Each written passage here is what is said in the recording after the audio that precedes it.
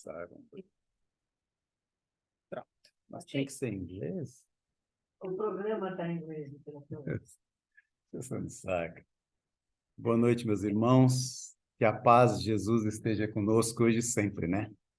E que esta paz nos traz esses fluidos do alto para que nós possamos falar desse grande mestre. É uma responsabilidade muito grande falar do mestre Jesus. Esse exemplo para todas as coisas, né? E a nossa aula hoje, um belo título escolhido pela Sônia, Jesus e seu Evangelho responde todas as questões. Quem escolheu foi o doutor Adolfo. Foi o doutor Adolfo? Começou. Ó, disse que foi o doutor Adolfo, mas eu acho que tem dedo da Sônia. Então, primeiro vamos fazer uma prece, né, para que nós recebamos o auxílio necessário dos grandes instrutores da espiritualidade superior, né, que nos auxilie na didática dessa aula, nas lembranças de tudo que temos para trazer para os que querem aprender, né? Jesus, mestre amado, sabemos que está no comando de todas as ações na Terra. Sabemos que envia estrelas de ensinamento constantemente para que cruza o céu, deixando o rastro de luz, tocando a terra para nos ensinar. Cego que somos ainda, Senhor, abre nossos olhos para que possamos aprender tudo que envia para a nossa vida, de bom, de maravilhoso que é o teu ensinamento.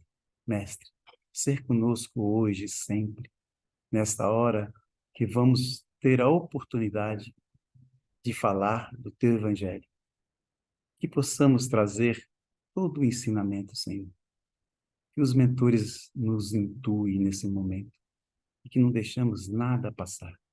Ser conosco, Senhor Jesus, hoje e sempre. Então, como já falamos, hoje nós vamos falar do evangelho respondendo todos os nossos problemas, né? E a gente pensa nesse título e como vamos ver aqui na setinha aqui, né? Renato, né? Setinha para baixo ou para baixo? Não foi, tá vendo? É para o lado. Não, é para o outro lado. Vou clicar em cima. Bem, como a doutora Cláudia, ela teve que mudar o primeiro slide, porque não cabia, né? E eu coloquei essa imagem aqui que eu achei fantástica. Essa imagem de Jesus, a tarde, ficar passeando com essa tardinha, dura se eu errar Os três pontinhos. Os três pontinhos. o lugar. Ah, sim, agora entendi os três pontinhos que você fala. Uhum. Então, essa imagem, eu escolhi essa imagem que eu achei fantástica. Eu recebi essa imagem num grupo de assistente, né? E eu tinha colocado como primeiro slide. É Jesus dando o exemplo para nós que queremos se tornar melhor na nossa vida, de o esteio principal, a base da casa, a base da nossa vida, a humildade. Quando ele lava, é um rei lavando o pé dos seus súditos, né? Imagina chegar a lavar os pés de cada um. É tanto que Pedro deu um pulo do tamanho de um monstro, né? Não vai lavar o meu pé. E Jesus teve que falar, Pedro, se eu não lavar os seus pés, você não será o meu discípulo. E será um dos principais, né? Então, e eu coloquei aqui essa frase de Jesus dizendo, eu sou o caminho, a verdade e a vida. Ninguém vem ao Pai senão por mim. E a gente falando de humildade, imagina se fosse o homem Jesus falando isso. O homem encarnado. Será que ele seria humilde? Seria. Né? Mas não era ele falando. Era o Cristo. E quando o Cristo fala, não é o homem Jesus falando. O homem Jesus nunca falaria, eu sou o caminho como um homem, como carnal. Mas o Cristo, sim. O Cristo é o médio de Deus. É a voz direta de Deus através da boca de Jesus. Então, é o Cristo falando, é o meu evangelho. Porque o meu evangelho não sou eu que ditei. foi meu próprio Pai. Eu sou o caminho, a verdade e a vida. Tudo que você necessitar na vida está no meu Evangelho. E é tão simples, né, o Evangelho?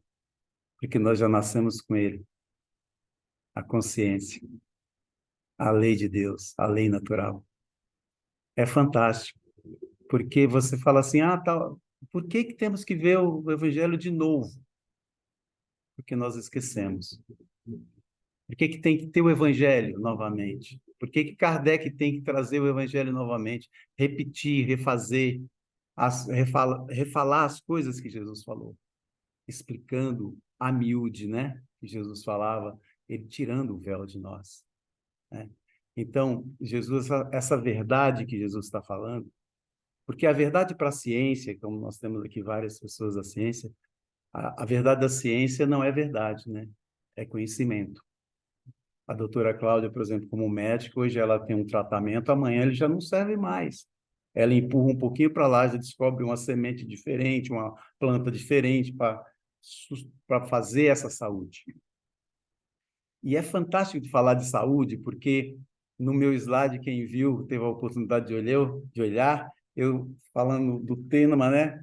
Solução de todos os problemas, eu pus o slide das curas de Jesus. Porque a cura de Jesus, qualquer um de nós hoje podemos fazer, a ciência faz. O que que ela tem a ver conosco? E é isso que nós vamos estudar, né? Então, essa foto é a base de tudo. E nós vamos falar dessa base, acho que lá no 9º slide, se nós conseguirmos chegar até lá, né? Que é sobre o Sermão da Montanha. Então, vamos lá. Não vai, não. Jesus, você quer que eu fique do seu lado? Não, é que assim. E se ele usar uma... Não, eu vou usar o ratinho. É pra... Tá bom. É que eu estava tentando ir pela setinha, mas a setinha não está funcionando. E aí, a gente, quando vai falar dos problemas nossos, né? Porque a aula é sobre os nossos problemas, Jesus resolvendo todos os nossos problemas através, que não é Jesus, é o Cristo. O Cristo de Deus, né? O Evangelho de Deus. O Evangelho não é de Jesus, é de Deus. É a lei natural do Pai Criador. Por que, né? Trazendo uma aula dessa, a Gênese de Moisés, que aqui está a base de tudo. No princípio, Deus criou o céu e a terra era sem forma e vazia. E havia trevas sob a face do abismo. Por isso que eu grifei trevas. Tá? Por que trevas? Tem tanta treva na nossa vida e a gente não consegue fazer o quê? E o Espírito de Deus se movia sobre a face das águas e disse Deus, haja luz. E houve a luz. É nessas trevas que nós temos que trazer o Evangelho do Cristo para que nos traz luz a todas as trevas das nossas vidas. Porque só assim nós vamos evoluir. E nós vamos falar de algumas trevas que temos. Aí vem João, né? Para nos sustentar isso que a gente está falando. Esse grande ser que reencarnou com tanta responsabilidade todas as vezes que reencarnou. A última, com dor nos olhos, no pulmão, na mão, e escreveu 468 livros. Francisco Cândido Xavier. Né? No princípio era, João nos diz, João o evangelista, no princípio era o verbo, e o verbo estava com Deus, e o verbo era Deus. Ele estava no princípio com Deus. Todas as coisas foram feitas por ele, e sem ele nada do que foi feito se fez. Fala aqui ele, né? E aí? Nele estava a vida, e a vida era a luz dos homens. A vida era a luz dos homens. Quer dizer, nós vamos só ter vida quando a gente tiver luz. Aí nós vamos entender a razão do que é vida. Vida divina, vida real. Sem luz, nós não vamos saber o que realmente é vida, na plenitude de ser vida, né? A gente sabe que é vida, mas é energia e movimento. Mas a real, vida real é luz, né? E a luz resplandeceu nas trevas e as trevas não a compreenderam. Tem alguns evangelistas que escrevem uma frase fantástica: não a reteram. E é a mesma coisa, não compreenderam, mas o reteram não absorveu a luz, né? É que aqui eu pego o Almeida, e o Almeida pôs como compreenderam, né? Houve um homem enviado de Deus, cujo nome era João. Esse João é o Batista, tá? É o primo de Jesus. E ele veio como? Este veio para testemunhar, para que testificasse da luz. Que luz era essa, né? Que luz era essa? Para que todos crescem por ele, né? Ele trouxe o evangelho, ele era o trovão do deserto daquela época para falar, ó, está chegando o momento. Eu sou o último profeta antes de Jesus, né? Não era ele a luz, mas para que testificasse da luz. Quer dizer, João, o Batista, não era a luz, mas ele veio para testificar esta luz. Ali estava a luz verdadeira, que ilumina a todo homem que vem ao mundo. Quer dizer, todos os homens que vieram ao mundo, a luz é Jesus. É o Cristo de Deus. Estava no mundo e o mundo foi feito por ele. Lá no capítulo de João, no 14, ele vai dizer, né, que quando eu estava com meu pai, esse mundo ainda não existia. E o mundo foi feito por ele, e o mundo não o conheceu. É triste, né? É triste. A gente olhar assim e falar, quanta oportunidade, como diz a minha irmã Sônia, né? Quanta oportunidade a gente perdeu tendo do nosso lado o maior professor dos professores, o médico dos médicos, né? E a gente não compreendeu. Então vamos para frente. Ah, eu cliquei aqui, não foi não. Não, eu vou passar no tudo, mais fácil. E aqui, o que acontece? A gente tem que colocar isso aqui, porque eu acho fantástico quando fala de verdade, né? Falando da verdade, né? E Jesus diz assim: e conhecereis a verdade, e a verdade vos libertará. Né? Mas que verdade é essa? Nós falamos de verdade lá no início, né? Que a ciência não é verdade, é conhecimento. Cada dia ela empurra um pouquinho mais e vai empurrando para aumentar esse conhecimento. Porque o conhecimento é a aproximação de Deus. Quanto mais você conhece, mais próximo de Deus você está. Qual é o tamanho da sua fé? O tamanho do seu conhecimento, que deixa de ser fé cega e passa a ser fé racional. E Kardec, lá no Evangelho segundo o Espiritismo, no primeiro capítulo, no item 8, ele vai falar sobre a aliança da ciência com a religião. A ciência e a religião são duas alavancas da inteligência humana. Uma revela as leis do mundo material e a outra as leis do mundo moral. Mas aqueles a estas leis, tendo o mesmo princípio que é Deus, não pode contradizer-se.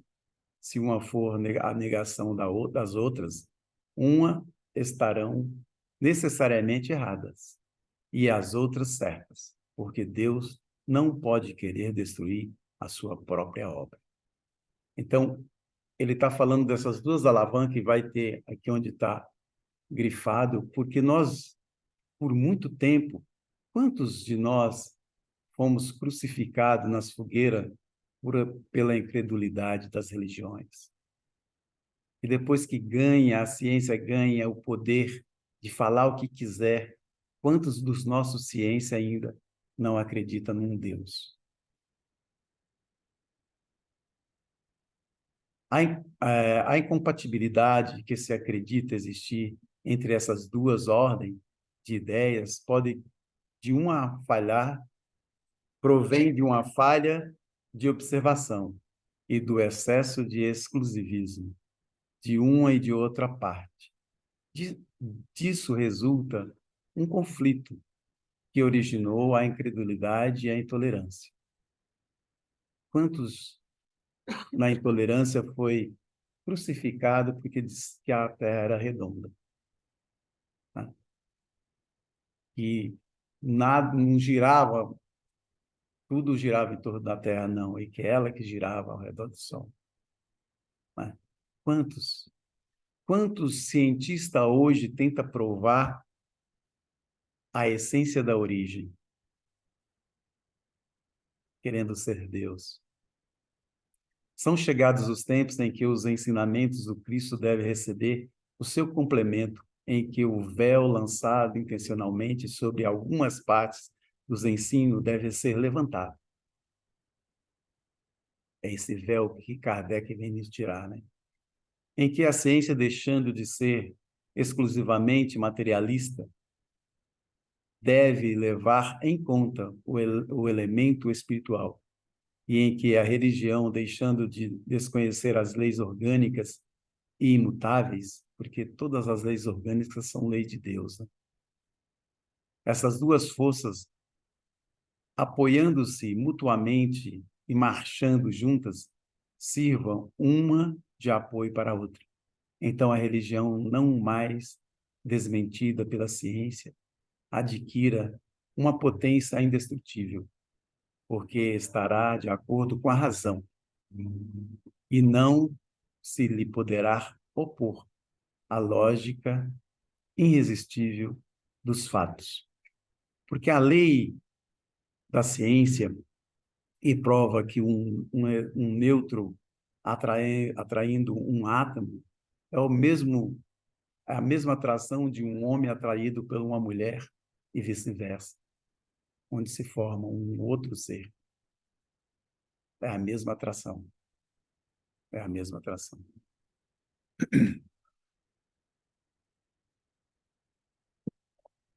E vamos entrar logo nos nossos problemas, né?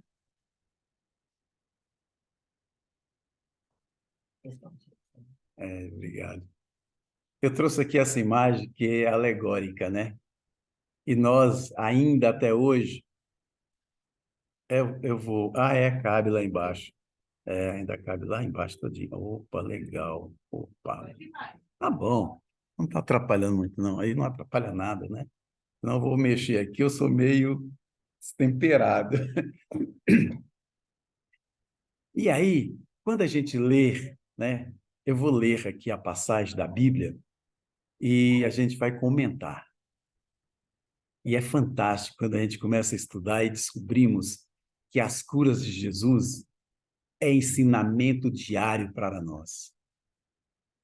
É ensinamento diário para nós. O que adiantava Jesus curar um doente, um paralítico, um cego? Jesus fez milhares de curas, mas só poucas entraram no Evangelho, porque essas eram necessárias para servir para nós até hoje. E essa aqui é cômica, né? Quando você olha, é cômica. Quando você olha com os olhos frios na letra, você pega a letra fria, sem pôr calor nela, não ler o espírito da letra, né? Jesus andava, eu cortei algumas partes, tá? Vocês que vão ver aqui, levava, não, mas tem mais coisa. Não, é que eu cortei algumas partes que era muito grande, né?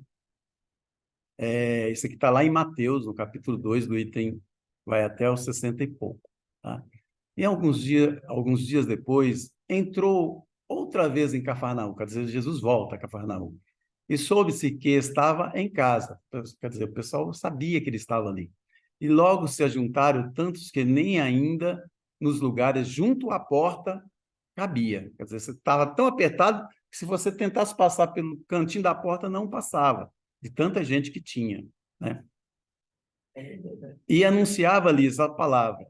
E vieram ter com ele, conduzindo um paralítico, trazido por quatro amigos trouxe aquele paralítico.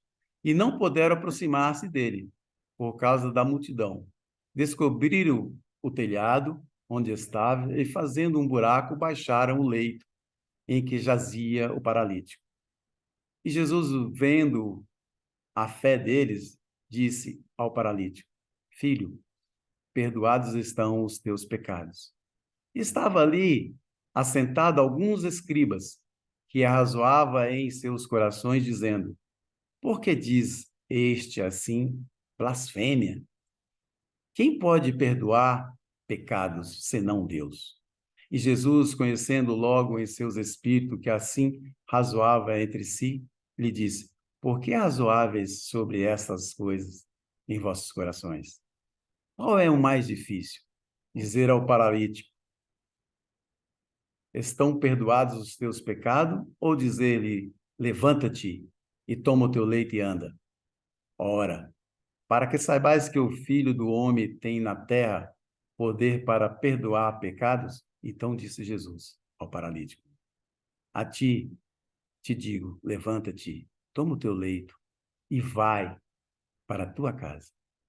E levantou-se, tomando todo o leito, passou em presença de todos, de sorte que todos o admiraram e glorificaram a Deus, dizendo: nunca tal vimos. Quando a gente lê essa passagem, a gente só vê a cura de Jesus de um paralítico, né? E esquecemos de estudar, trazer o espírito da letra, né? E, logicamente, que a gente não faz essas letras, não faz esses estudos, mas a gente vai procurar a fonte segura. A fonte segura são os que estudaram o hebraico, o grego, né? Que nos traz as representações dessas letras.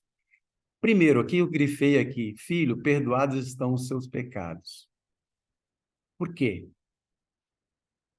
Porque a gente só vê a cura, né? E o ensinamento dos fariseus aqui, né?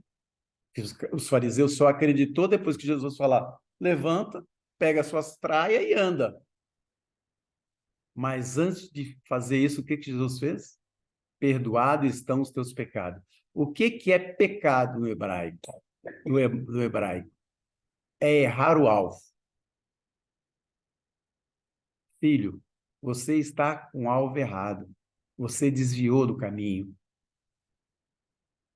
Você não está acertando o alvo que foi criado. Eu perdoo os seus erros, porque esquece tudo que você fez de errado até agora. Volta para o caminho. E pensando assim, quantos aleijados temos aqui? Todos nós. Emmanuel vai dizer que todos nós, inclusive, incluindo ele. Eu tenho anotado aqui, já falo com vocês o livro qual que é. Todos nós. Quantos de nós estamos aleijados em casa com a nossa família? Quantos de nós estamos aleijados para com nossos filhos, para com o nosso semelhante? Porque estamos errando o alvo. Quantos de nós, paralítico, nas cadeiras de poderes, que quero mais e mais e mais? Levanta-te e anda, filho. Seus pecados ficou para trás. Você errou, mas você pode corrigir. E Haroldo Dutra disse que é um GPS, né? E que o GPS nosso é um GPS que não falta energia, porque é ligado no fluido cósmico universal. Está sempre com energia. Nós é que vamos lá e tiramos da tomada, que é fluido cósmico universal, que mantém a nossa consciência, que é o germe de Deus. E estava ali sentados, né, os escribas, quer dizer, não acreditava, mas nem pensaram no pecado. Porque a primeira coisa que fala, blasfêmia, quem pode pecar? O pecado que ele estava pensando seria o pecado original, o pecado da carne, o pecado da gula, os 7 pecados, né? Mas não era esse que Jesus falou. Não precisou desencarnar, encarnar. Então, era um outro pecado. Levanta-te e anda. Quantos de nós estamos precisando reflexionar o nosso, ir lá, pegar a tomadinha e falar, todos nós. E nós vamos ver em várias passagens, né? Deixa eu ver se eu anotei o livro foi aqui para falar para vocês sobre o livro. O livro é Sentinela. Eu já acho, já falo para vocês. Eu trago a cola, mas não adianta, porque eu não consigo usar a cola, né? É, eu não sei. A menina é fantástica nisso, né?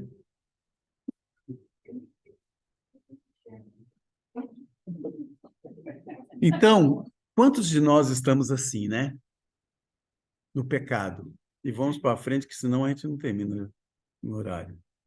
Eu vou ver um outro. Ai, eu apanho com isso aqui, mas tudo bem, doutora Cláudia, fica tranquila, tá? Fica tranquila. Tem que jogar pra cima. Ah, então. E aqui nós vamos falar sobre um outro tema de Jesus, né? Isso, cara.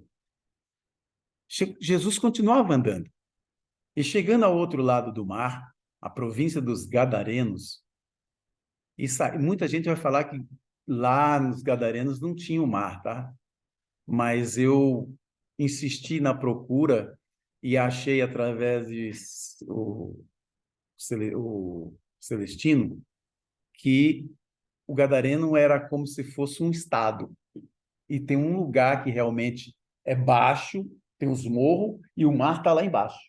Porque aqui, vocês que vão ler depois, os porcos saem correndo e caem, se joga no mar, tá? E muitos falam, mas não tinha mar lá, não tinha nem lago.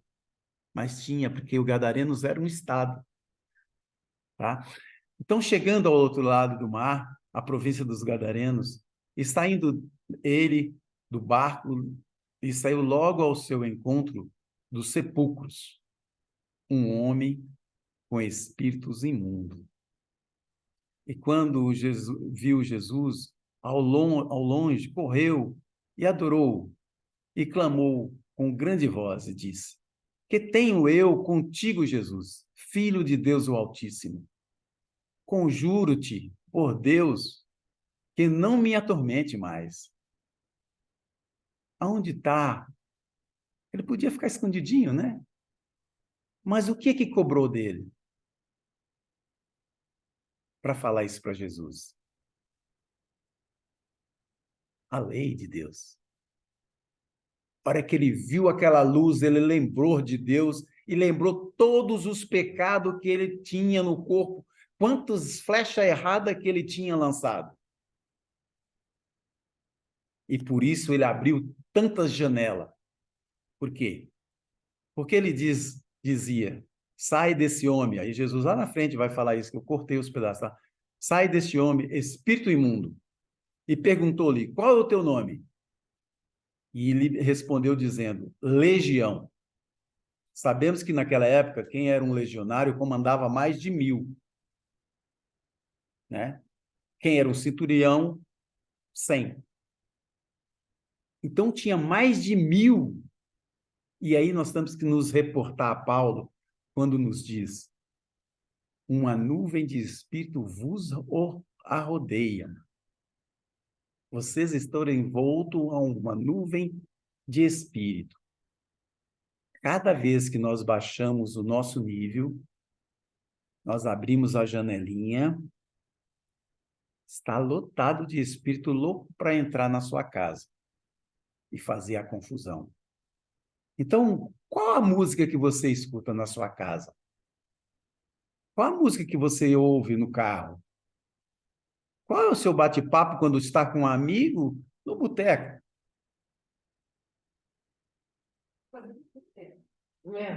Você faz. Hoje eu preguei no boteco.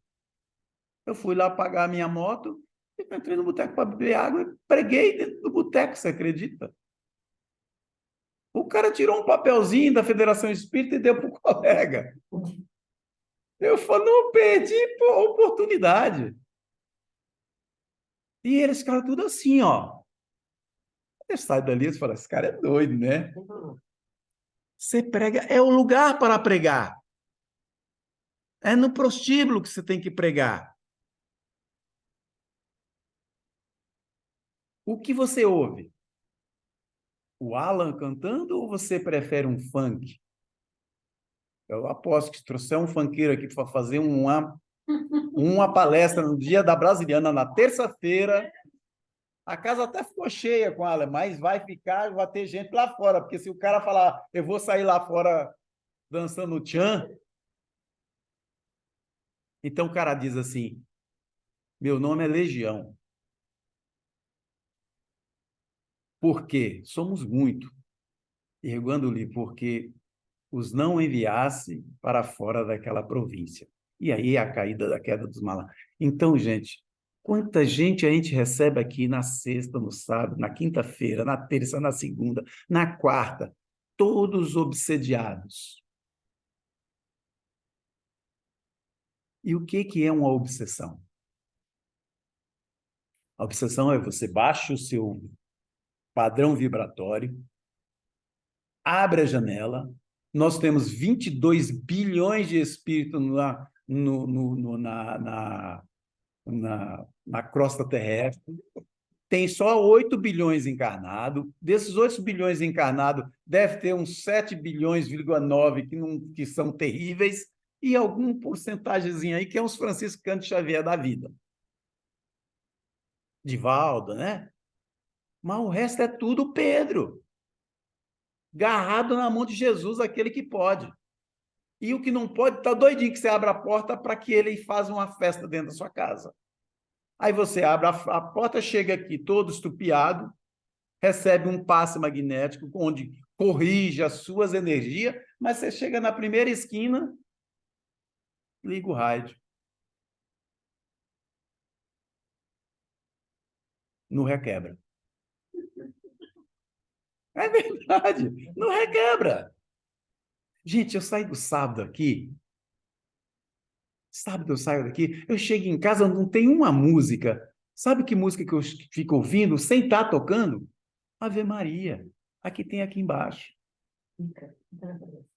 Mas é fantástico. Eu pego a panela de comida, aquilo magnetiza, parece com uma flor descendo sobre. Que porta que você está abrindo? E nós, que às vezes pensamos que somos bonzinhos, abrimos as portas toda hora. Mas muitas vezes, quando você aprende, você fecha a porta e você consegue se estabilizar. Mas aquele que não consegue, precisa do centro espírita, precisa da igreja. Mas está dali continua pecando, errando o alvo. Paralítico.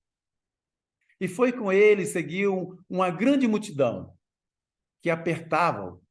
E certa mulher que havia 12 anos tinha um fluxo de sangue e que havia padecido muito, muito com os médicos, cabeça da doutora Cláudia só fez assim, com os médicos, ouve falar de Jesus e veio por detrás entre a multidão e tocou as suas vestes. E logo Jesus, conhecendo que a virtude de si mesmo saíra, voltou-se para a multidão e disse: quem tocou as minhas vestes? E disseram-lhe os seus discípulos. Disse que foi Pedro, né? Pedrão, com aquela santa paciência, falou: mestre, tocou? O povo está empurrando o senhor, como é que eu vou saber quem que te tocou? Vês que a multidão te aperta e diz, quem me tocou? E ele olhava ao redor, imagina o olhar de Jesus.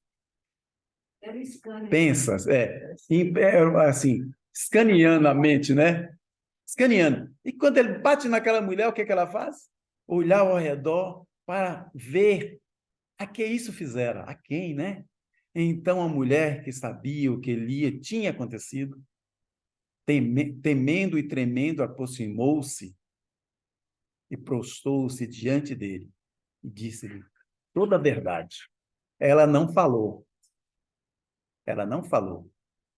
Ela só pensou em todos os erros da sua vida. E porque interpretou por que tinha aquele fluxo sanguíneo direto, hemorrágico, né? E ele disse: filha, a tua fé salvou. vai. Jesus sempre fala, né? Vai. A estrada é essa, tá? Não erra mais o alvo. Eu estou consertando o seu GPS. Eu pluguei ele de novo no fluido cósmico universal. Não erre. E ser curada desse teu mal. Ele não falou doença. Ele não falou doença. Qual que é o nosso mal? Chega gente aqui no centro espírita, a gente sempre fala do nosso centro espírita, porque é aqui que nós trabalhamos. Assim como em outros centros espíritas. Chega aqui acrabunhado de dor.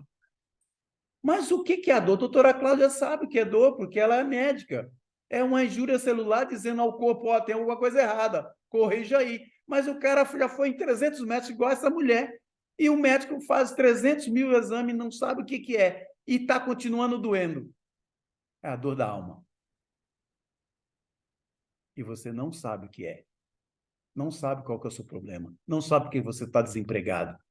Não sabe por que você está sangrando na necessidade de pagar o alimento da sua casa. Você não sabe o porquê que tudo que você põe à mão não dá certo.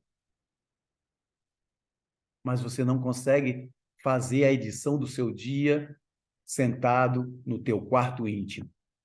A minha paz eu vos dou, não a paz do mundo, mas a minha paz, Jesus. Fecha no seu quarto, no seu coração. Tranca a porta do mundo lá de fora, não pense em nada. Reflete o que você fez. Edita. O que for bom, você guarda. O que for horrível, seus pecados estão perdoados. Não erra mais o alvo.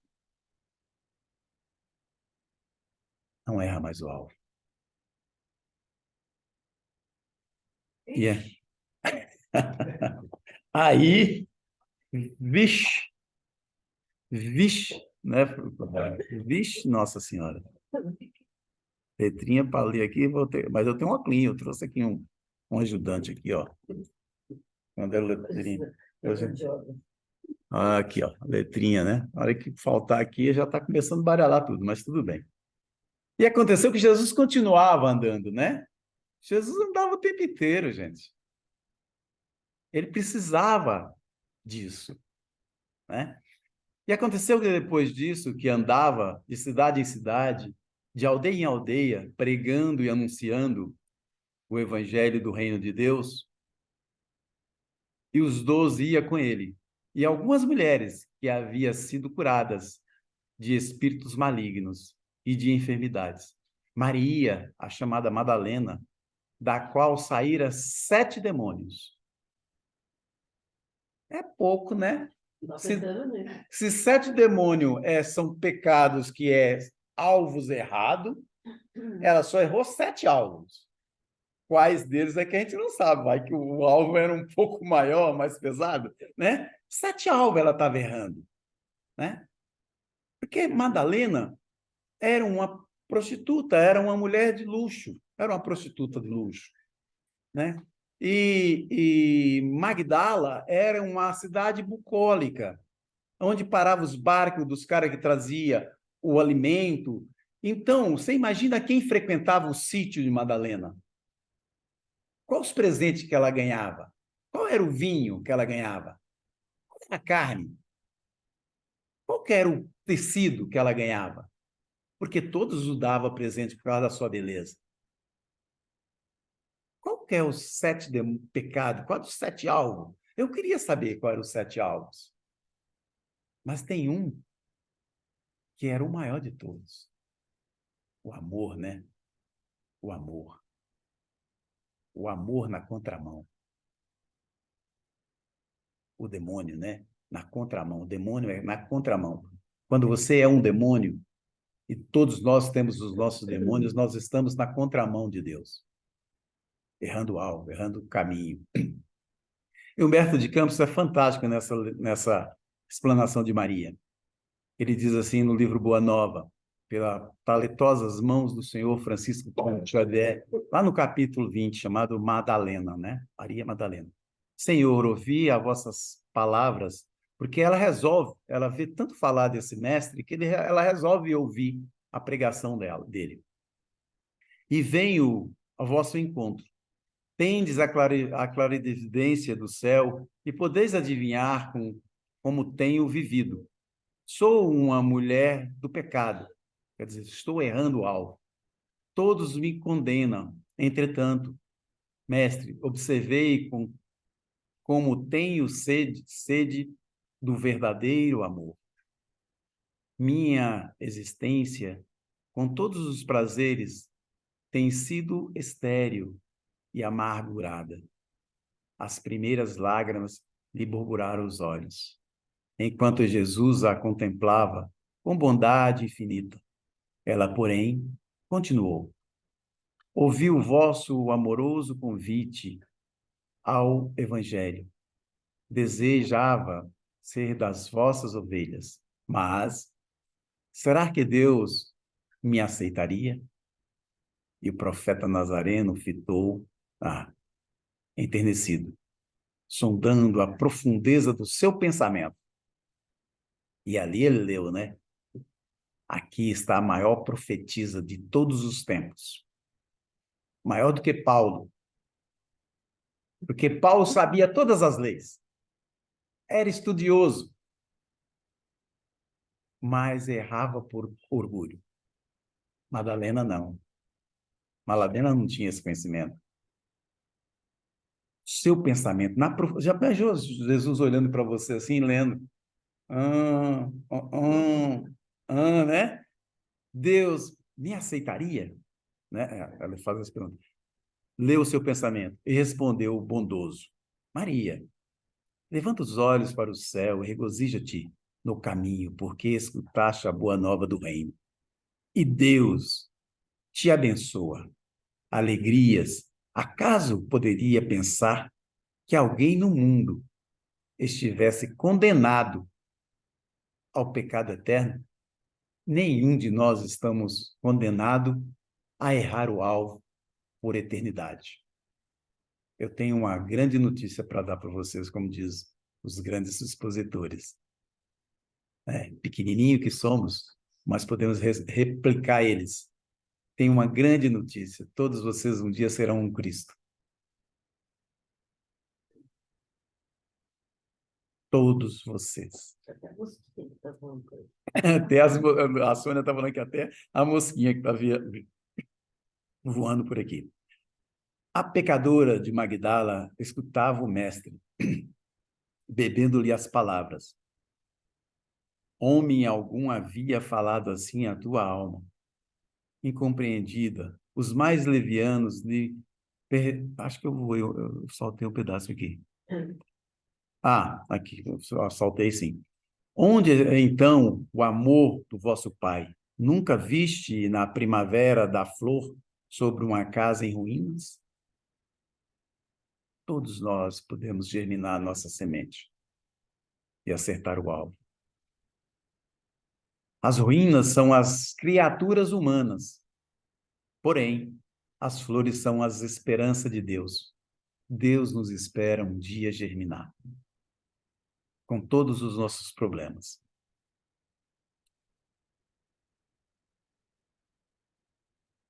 Sementes hoje esse novo sol a iluminar-te o destino. Caminhe agora sob a sua luz, porque o amor cobre multidões de pecado.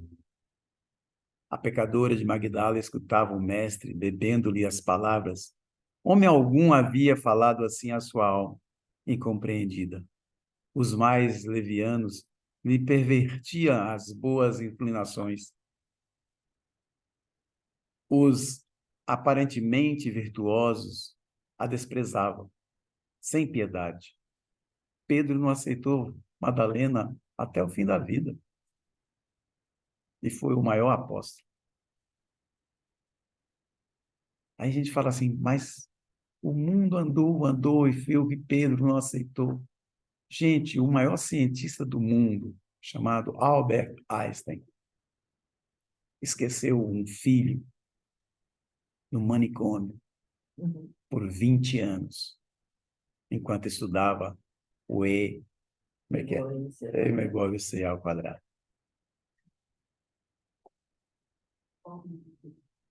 Engolfado em pensamentos confortadores e ouvindo as referências de Jesus ao amor, Maria acentuou levemente: no entanto, Senhor, tenho amado e tenho sede de amor. Qual que era o problema do amor de Maria? Ela recebia amor, mas não dava amor, porque era uma troca. Era uma troca sensual. A sensualidade é um dos maiores pecados da humanidade. E não na parte sexualidade, na sensualidade, onde está incluso a sexualidade. E é um dos maiores obsessores que existe para a humanidade. Imagina, ó, vamos falar de Madalena, a prostituição. Eu até anotei, para não deixar passar em branco, vai ser duro, vai ser achar, né? Ah, é duro passar, achar, né? O que é o...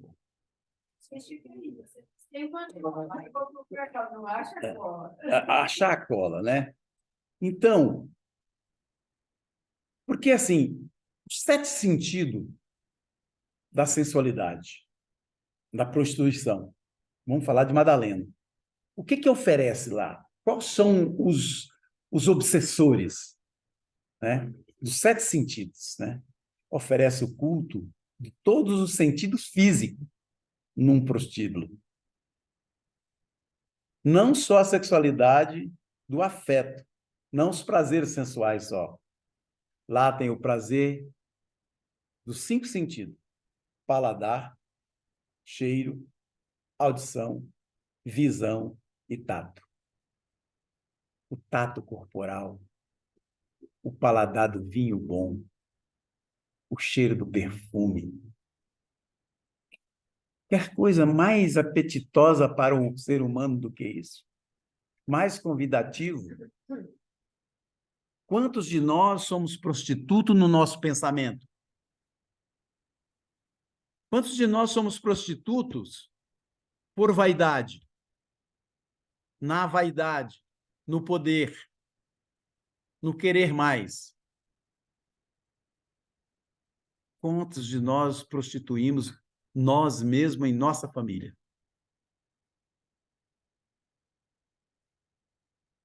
É ensinamento só para Madalena? Não. É para todos os nossos problemas, para todas as nossas prostituições. Quantos de nós prostituímos no pensar? Porque eu olhei para alguém e não gostei. Na raiva, no ódio. Na irritação. Tem gente que te atende irritado. Prostitui na irritação. Quantos de nós, aonde está a nossa prostituição? Que esse homem vem corrigir o nosso problema.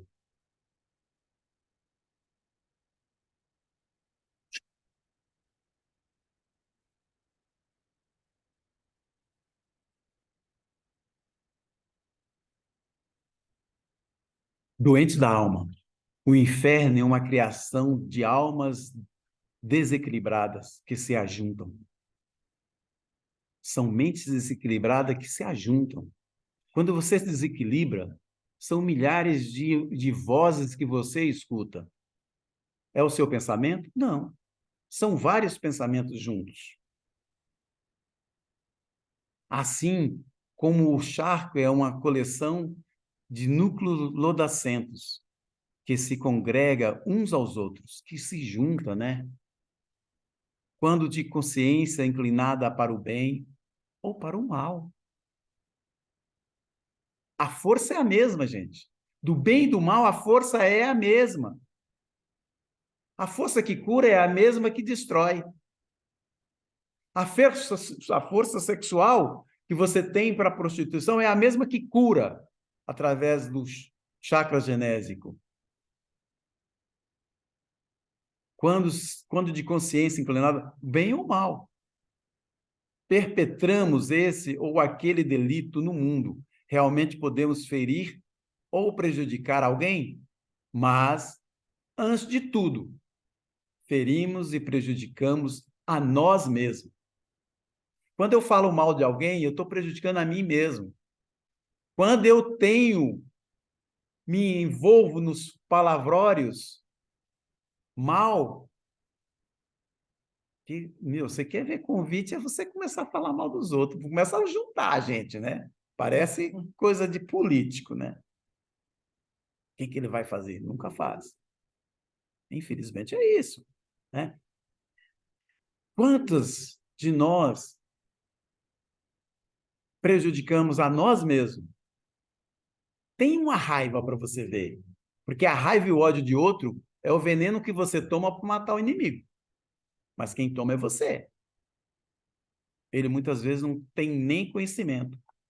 É você mesmo. Se eliminarmos a existência do próximo, se nós não quiser saber do próximo, nossas vítimas receberá dos outros tanta simpatia que em breve se restabelecerá. Nas leis de equilíbrio que nos governam, vindo muitas vezes em nosso auxílio, muito antes que possamos recompor os fios dilacerantes da nossa consciência, que ela pesa. E muitas vezes somos recolhidos antes disso, porque pesa tanto que podamos cometer a suicídios. Vemos, volta e meia, um rico que não tem dívida, que fica bonito, só tira na cabeça. Quando ofendemos a essa ou aquela criatura, lesamos primeiramente a nossa própria alma, de vez que rebaixamos a nossa dignidade de espírito eterno, retardando em nós sagradas oportunidades de crescimento. Isso é André Luiz recebendo uma aula do seu instrutor. E aí André fala assim, sim, concordei. Tenho visto aqui o núcleo, né, que eles participam do núcleo, aflitivas paisagens de provocação que me constrange a medida e a meditar a enfermidade como desarmonia espiritual. E aí atalhou o instrutor, né? Sobrevive, porque eu acho que é o Catarara, o nome assim. Sobre no perispírito as moléstias conhecidas do mundo e outras que ainda escapam aos diagnósticos humanos. Nós acabamos de comentar. Faz 300 exames, mas a médica não consegue identificar o que é. Tem que vir tratar da alma. E quem é o maior médico? Jesus, médico das almas. Por muito tempo, persistirão nas esferas torturadas da alma, conduzindo-nos ao reajuste. A dor é o grande e abençoado remédio, reeducando-nos às atividades mentais, reestruturando as peças de nossas instrumentação e polindo os fluxos amínicos de que se vale a nossa inteligência para desenvolver-se a nossa jornada para a vida eterna. Depois do poder de Deus, é a única força capaz de alterar o rumo do nosso pensamento, compelindo-nos indispensáveis modificações com vistas ao plano divino, ao nosso respeito, de cuja execução não poderemos fugir, sem graves prejuízos para nós mesmos. O Haroldo Dutra conta uma história fantástica dessa dor, que o cara viajando no posto de gasolina para abastecer o carro, manda encher o carro e tem um cachorro deitado em cima de uma tábua. Uivando de dor. O cara vai, toma o café, 20 minutos, volta, o cachorro continua gritando, uivando. Ele olha para o cachorro, não satisfeito, olha para o frentista e fala assim, o que tem esse cachorro? Ah, ele está com dor, está deitado em cima de uns pregos. E por que ele não levanta? Porque ainda não doeu o suficiente. Jesus vira e fala assim para nós, o que queres que eu faça, filho? Não doeu ainda. O que queres que eu faça? Jesus, quantas vezes atenderam um, ele não curava de imediato. Ele falava assim, o que queres que eu faça? Você já sabe que está doendo. Só que a dor não é o suficiente para você pedir o auxílio e acertar de novo o alvo. Essa passagem está no livro Entre a Terra e o Céu, pelo espírito de André Luiz e nosso querido Francisco Cândido Xavier.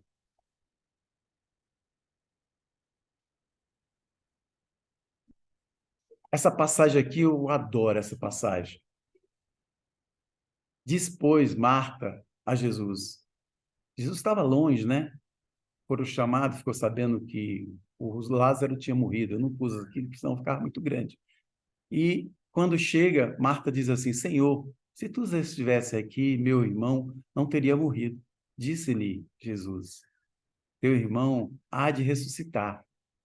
Disse-lhe Marta, eu sei que há de ressuscitar na ressurreição do último dia.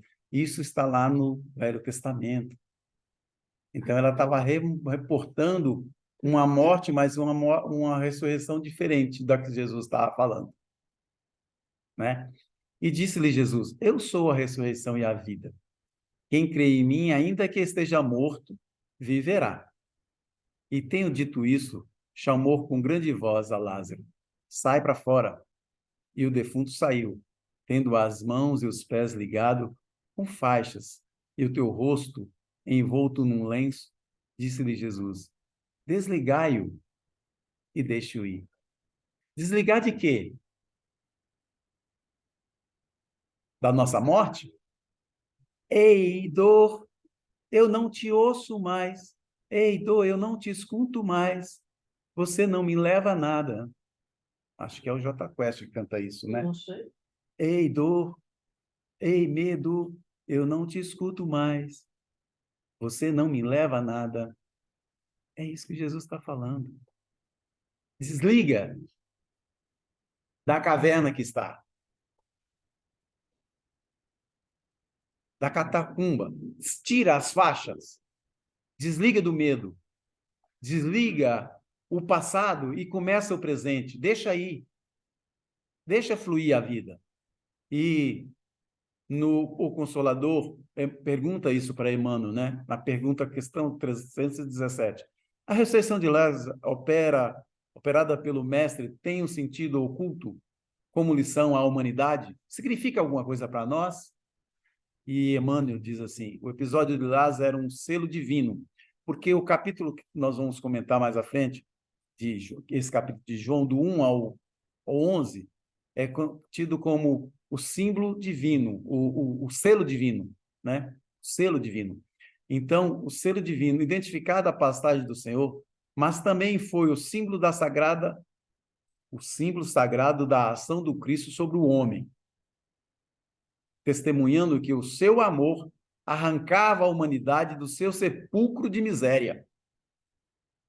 Qual sepulcro de misérias estamos dentro? Humanidade pela qual tem o Senhor dado o sacrifício das suas lágrimas, ressuscitando-a para o sol da vida eterna, dizendo, olha, você não morre, você vai errar até quando? Até a dor ser maior do que o prego que você está deitado em cima? Nas sagradas lições do Evangelho, do amor e da redenção. E aí, no livro Caminho, Verdade e Vida, Francisco Cândido Xavier, ditado por Emmanuel, Lázaro, na questão 112. E o defunto saiu, tendo as mãos e os pés ligados com faixa e o seu rosto envolto num laço. Disse Jesus, desligai-o e deixe-o ir. Que é o mesmo capítulo que nós vemos lá. E aí Emmanuel faz esse comentário, né? Ele comenta assim, o regresso de Lázaro à vida ativa representa grandioso símbolo para todos os trabalhadores da terra. Os criminosos arrependidos. Aquele que pratica o crime do suborno, da corrupção, vai desligar essa criminalidade, tirar esse laço, sair da catacumba que está. E os pecados que se volta para o bem, acerta o alvo. Deixa para trás o que você fez. Esquece tudo isso. E os que trinca o cristal da consciência, quer dizer, não quero aprender, eu não quero nem te ouvir. Porque você fala tudo que eu não quero. Tem gente que não quer ver falar de Jesus, gente. Você parece um, como é que fala? Fanático. Um fanático, porque você não quer, né? Cristal da consciência, entenda a maravilhosa característica do verbo começar. Recomeça, edita essa página, escuta mais. Qual caverna você está? E Jesus falou isso quando ele mandou um grande emissário que não escreveu nada também como ele, mas foi retratado por Platão, chamado Sócrates, quando vai escrever sobre a caverna, que os caras não via nem a saída da caverna, ficava olhando para o fundo, vendo a sombra. Era a sombra deles mesmo, que o sol nascia, a sombra aparecia lá. Pô, tem gente viva passando aí, mas sou eu mesmo.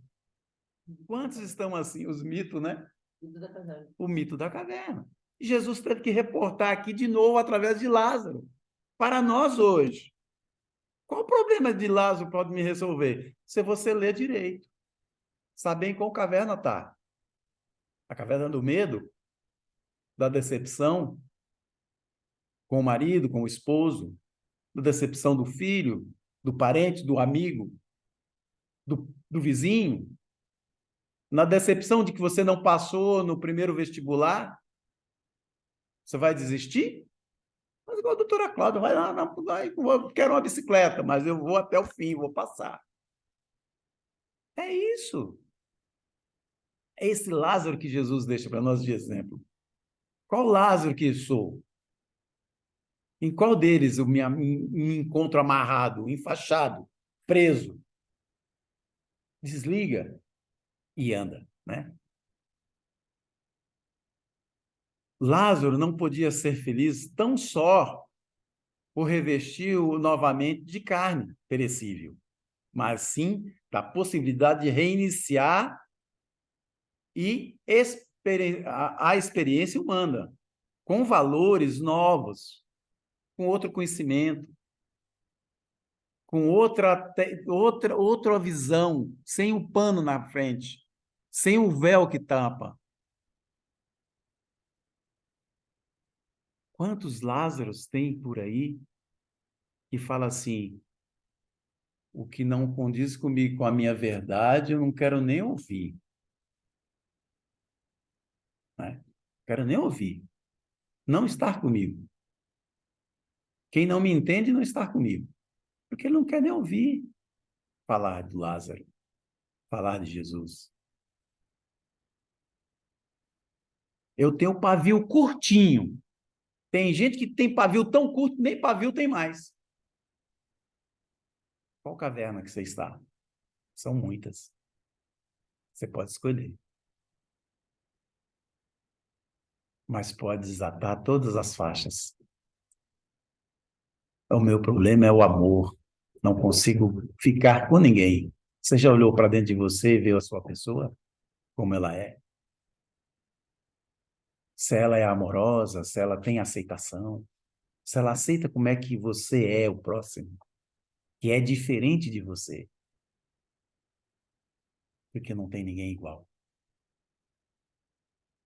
E na faina evolutiva, cada vez que o espírito alcança do mestre divino a oportunidade de regressar à Terra, ele-o desenfaixado dos laços vigorosos, exonerando da angústia, do remorso, do medo.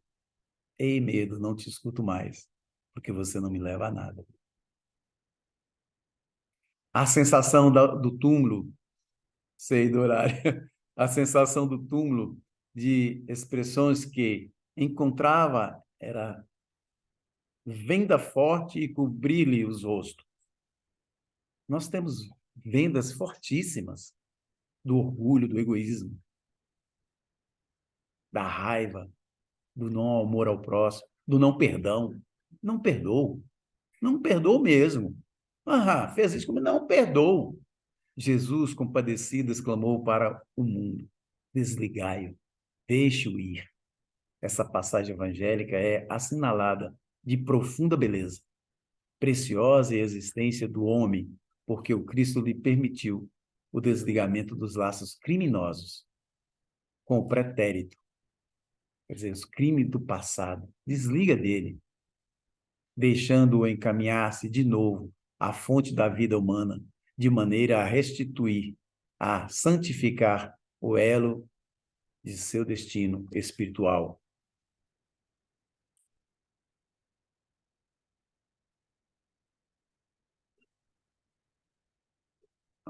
Na dádiva suprema de começar outra vez. Começa de novo. Você já entendeu. Você já editou ali no seu papelzinho, pegou o seu erro, a sua dúvida, põe lá, amassa ele, abre uma gaveta, desliga-o, depois você queima. Está resolvido o problema. Não vou errar mais. Eu tenho uma técnica de... Eu criei uma gaveta imaginária, né? Quando eu tenho meus problemas, eu escrevo mentalmente, embolo, ponho nela e fecho. Toda hora que vem o mesmo dúvida, eu falo, você não existe mais, já pus você no caixão. Já tá morto, filho. Já era. É uma técnica.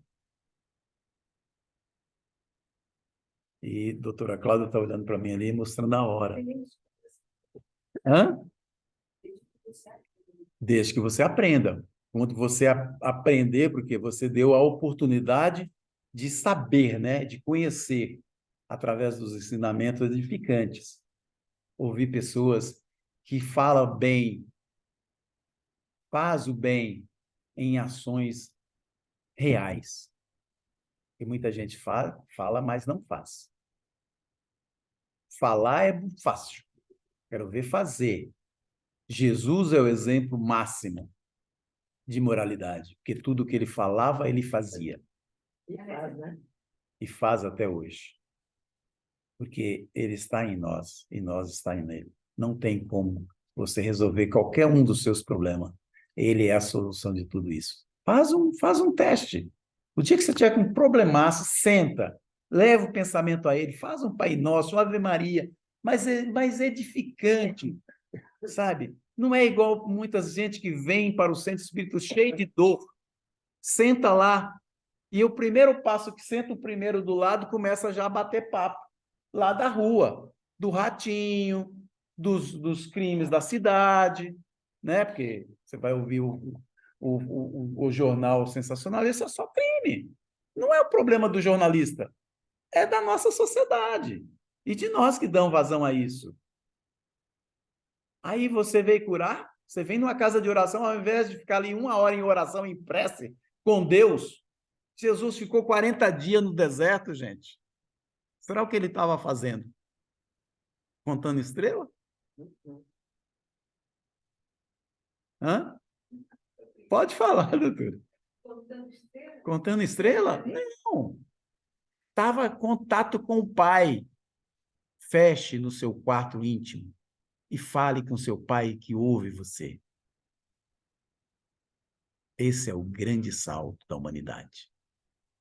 E todos os problemas serão solucionados pelo Evangelho do Cristo. Eu vou terminar, mas eu vou mostrar aqui um quadro que eu quero encerrar com isso.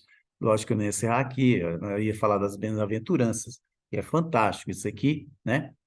Que é as O maior código de moral que a humanidade já recebeu. o maior código, disse o próprio Gandhi, que se acabasse todos os códigos divinos e ficasse só o sermão da montanha, nós não perderíamos nada. Então, não dá tempo falar, porque é muito grande, né, Cláudio? E quando você fala bem-aventurados os pobres de espírito, é pobre de Deus. Então, quem é pobre de Deus? É aquele que Deus cuida, né?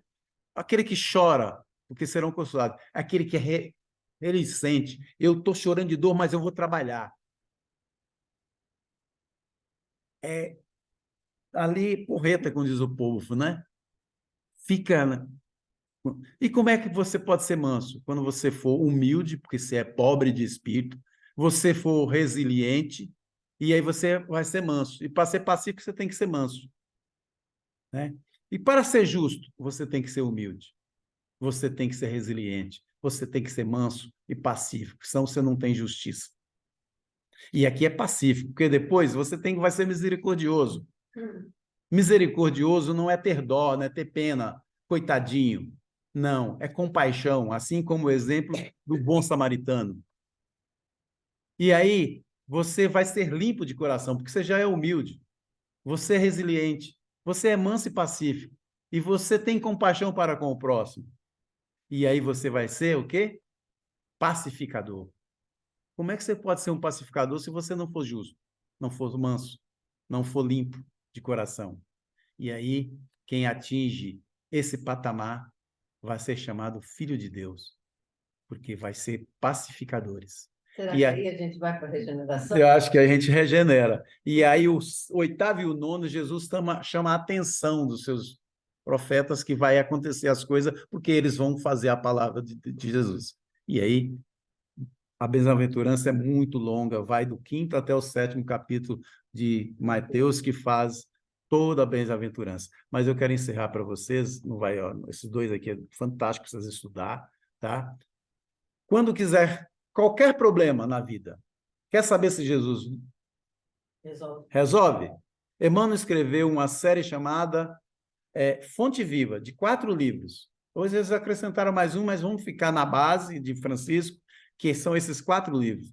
São a interpretação de alguns textos evangélicos de Jesus. Então, você está com problema, não quer abrir o Evangelho? Pega um livro desse lá, medita e abre e lê. E aqui embaixo vocês vão ter vários exemplos de Emmanuel com esses livros, tá, gente? Então, temos aqui 41 slides para que vocês se divirtam. Que Jesus vos abençoe hoje e sempre. Que Ele nos leve de volta para o nosso lar, cheio de esperança. E que nós possamos interpretar qual caverna estamos, qual Lázaro somos, qual Madalena nós somos, qual paralítico, aonde eu estou errando. Tá? Que Jesus abençoe e dê muita luz, né? Que a luz haja em nós, para que possamos tornar esse mundo melhor. Graças a Deus.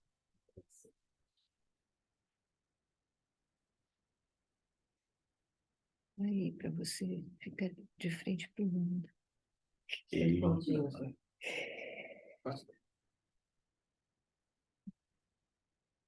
Mentira que não gravou. Não gravou? Não tem problema. Eu ia gravar. Aqui, ó, no meio. Não, não. Abaixo do queixo dele. Aí.